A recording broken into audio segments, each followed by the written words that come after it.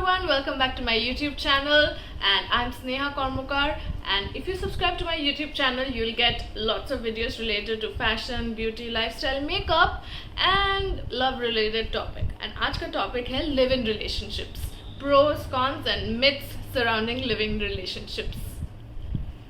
क्या है live in relationships? Live in relationship एक ऐसा अरेंजमेंट है between two partners, two people like homosexual या हेट्रोसेक्सुअल, जहाँ पे मैरिज के हर एक बेनिफिट्स मिलते हैं एंड डिसएडवांटेजेस भी होते हैं, but without the marital status. And बात करते हैं इस पे. सो मतलब एक ट्रायल मैरिज की तरह है. एंड आप लोग तो जानते ही हो कि बहुत पुरानी एक कहावत है, शादी का लड्डू जो खाए वो पछताए, जो ना खाए वो भी पछताए. तो अगर आपको पछताना नहीं है, आप लिव इन क्यों नहीं करते? तो let's talk about the pros of a live in relationship. मेरा ये मानना है, actually it's the easiest, like no label, कि हस्बैंड वाइफ का कोई लेबल नहीं है, but you are committed, you have to stay loyal according to me and my standards. तो उसके अलावा कोई रिस्पॉन्सिबिलिटी नहीं है, कुछ लोग ऐसे बोलते हैं.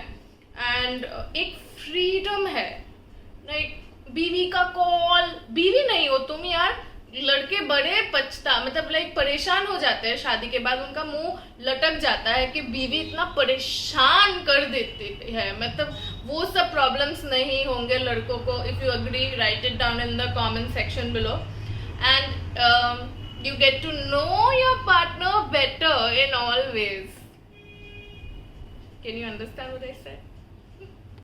अगर आप कमिटमेंट फोबिक हो एंड आपको रिस्पॉन्सिबिलिटी लेना उतना अच्छा नहीं लगता, एक भारी भरकम रिस्पॉन्सिबिलिटी ऑफ मैरिज, बच्चे, etc, तो live in can be an option between you and your partner, obviously with mutual consent please, because वरना तो फ़ायदा ही नहीं है, कुछ भी मज़ा ही नहीं है. एंड ये डिवोर्स का भी चक्कर नहीं होगा, आप चुपचाप ब्रेकअप भी कर लोगे, किसी को पता भी नहीं चलेगा. अब बात करते हैं कुछ मिथ्स सराउंडिंग लिविंग रिलेशनशिप्स के, उसके बाद कॉन्स पे बातें करेंगे. पहला वाला कि बहुत सारे इंडियंस मानते हैं कि ये इलीगल है. इमोरल तो है ही, संस्कार के अगेंस्ट है, कल्चर के अगेंस्ट है, because Indian culture, Asian culture thoroughly believes in the institution of marriage. So ये अगेंस्ट है, इमोरल नंबर 1. नंबर 2 एक है कि ये इलीगल है, बट मैं ये बता दूं कि according to 2010 supreme court rules, it is not illegal and people are still sceptical about it. There is a taboo around it even now, but वो विद टाइम ही जाएगा. इंडियन पब्लिक को मैं ये बता दूं कि living together and live in relationship में डिफरेंस क्या है. लिव इन टुगेदर कि एक लड़का लड़की या अभी like you know homosexual people can also live together platonically, means a man can be dependent on a woman for financial needs and emotional needs, but without engaging in sex. वो living together बोलते हैं. and उसमें कोई गलत नहीं है. live in जो होता है उसमें like it's not just platonic, emotional, sexual, ये सब relationship included है. तो ध्यान रखिए कि आप क्या बोल रहे हैं. सेकेंड, एक और थर्ड पॉइंट हो गया ये कि open relationship and live in relationship में क्या फर्क है. ओपन रिलेशनशिप में कोई भी कमिटमेंट नहीं है एंड लिव इन रिलेशनशिप में कमिटमेंट है, बट वो मैरिटल स्टेटस नहीं है, कि वो थप्पा नहीं है कि मैं उसकी बीवी हूँ या वो मेरा हस्बैंड है, बट लॉयल्टी है. एंड ओपन रिलेशनशिप में loyalty, without telling the details और एनी ट्रांसपेरेंसी, वो अपने आप पे है. They are living together and they are deciding to be discreet about their personal affairs. So वो भी गलत है, वो अलग है. गलत तो आपके मेंटालिटी पे डिपेंडेंट है, तो उसके बारे में मैं नहीं बात करूंगी. If you are in a live in relationship you have to marry, this is another myth. वो ऐसा कुछ नहीं है कि अगर आप अपने पार्टनर के साथ कंफर्टेबल नहीं हो and if you don't want to continue the live in relationship, you can walk out and this can go both ways. इन एडवांटेज भी है एक कि अगर कोई टॉक्सिक रिलेशनशिप है ना, तो walking away is easier without the stigma of a divorce. But अगर लाइक डिसएडवांटेज ये भी है कि कोई कमिटमेंट का वो एक इशू हो जाता है कि क्या है ये कि एक साथ इतने सालों तक रहना, फिर एक चला गया या चली गई, ऐसे तो नहीं होता। प्यार रिलेशनशिप मेरे लिए ऐसे नहीं होता। तो एक और मिथ जो है कि अगर किसने कहा है you can not have children in a live in relationship, SC ने ये रूल किया है, मतलब सुप्रीम कोर्ट ने ये बोला है कि अगर एक लड़का एक लड़की बहुत सालों तक एक रिलेशनशिप में है, लिव इन रिलेशनशिप में, तो वो लाइक यू नो शादी की तरह ही माना जाएगा। एंड उनका जो बच्चा होगा, okay, that will be considered as a legitimate child, and the law will be like whatever law is applicable for marriage will be applicable to that couple, and यही है। तो अब अगर अभी ये जो considerable period of time है वो कितने का है वो देखना पड़ेगा मुझे। थोड़ा pertinent question मेरे दिमाग में आया था कि how long should a couple be living in to be considered as a marriage, क्योंकि मेरे को एक कहीं पे भी ये क्लियर कट आंसर नहीं मिला कि टेन्योर कितना होना चाहिए। तो यहाँ पे जो लिखा है, live in relationships in India are legally treated as relationships in the nature of marriage under section 2F of the Domestic Violence Act 2005.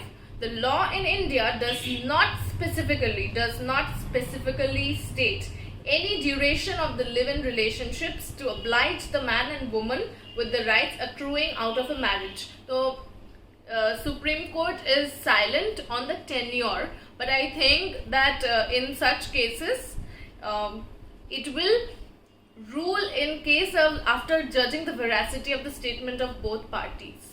तो ये थोड़ा एक ट्रिकी पोर्शन है। एंड कुछ प्रीवियस केसेस मैंने देखा कि in the case of Badri Prasad versus director of consolidation, the Supreme Court legitimized the live-in relationship between the couple because it was a relationship for over 50 years 50 years या ज़्यादा। तो ये थोड़ा ट्रिकी सिचुएशन है कि कुछ महीने या कुछ साल या कितने दिन वो सुप्रीम कोर्ट ही डिसाइड कर सकती है एंड कपल इन्वॉल्व्ड। एक और जो मिथ है वो है कि लिव इन में है बहुत सेक्स करते होंगे। ये गलत सोच है।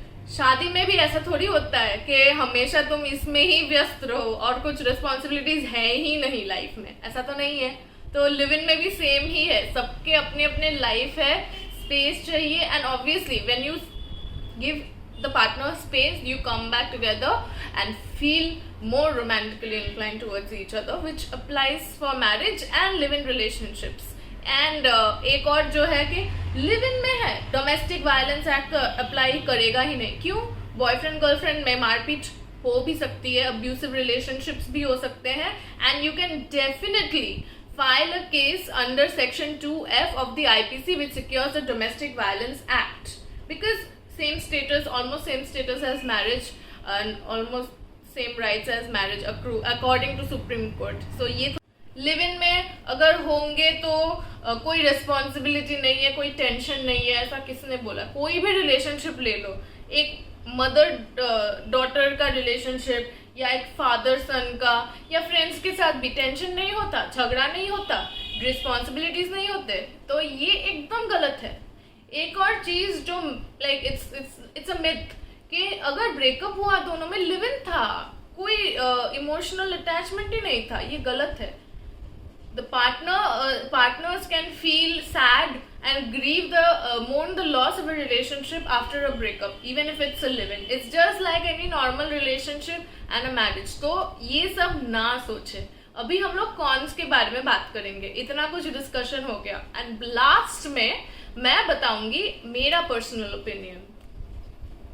सबसे बड़ा रोग, क्या कहेंगे लोग क्या सोचेंगे, without even thinking what the couple wants. तो सोसाइटल एक सेंसर है जो बहुत प्रेशर क्रिएट करती है कपल में, and sometimes couples go for splitting up also, and just because they are not attached under marriage के getting married is also not very easy and getting divorced is also not very easy, so they feel like हाँ ठीक है अगर कुछ भी हुआ we can easily walk out. ये एक कौन हो गया.